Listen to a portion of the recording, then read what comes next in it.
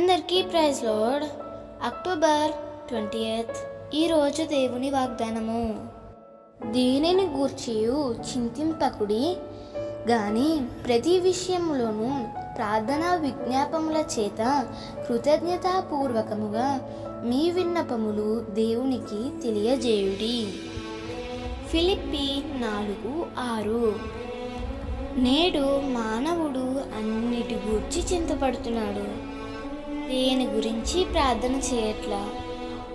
చింతించడం వలన సమస్యల నుండి విడుదల పొందలేము, కానీ ప్రార్థించినప్పుడు పరిస్థితులన్నీ మారుతాయి.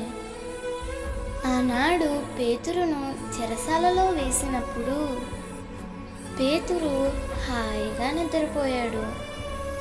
కారణం ఏమిటంటే పేతురు ప్రార్థించేవాడు, విజ్ఞాపన చేసేవాడు. అందుకే ధైర్యంగా దేవుని మీద భారమేసి నిద్రపోయాడు. నీ జీవితంలో కూడా నీవు ఎన్నడూ చింతపడవద్దు. నీ చింతను భరించే దేవుడు, నీ సమస్యలు తొలగించే దేవుడు నీతో ఉన్నాడన్న సంగతి నీవెన్నడూ మర్చిపోవద్దు. నీవు కూడా ప్రతి విషయంలోనూ ప్రార్థన విజ్ఞాపముల చేత కృతజ్ఞతాపూర్వకంగా నీ విన్నపాన్ని దేవునికి తెలియజేయి. తప్పకుండా దేవుడు నీకు సహాయం చేస్తాడు.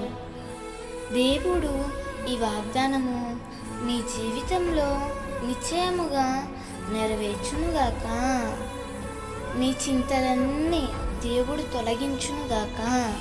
ఆమేన్.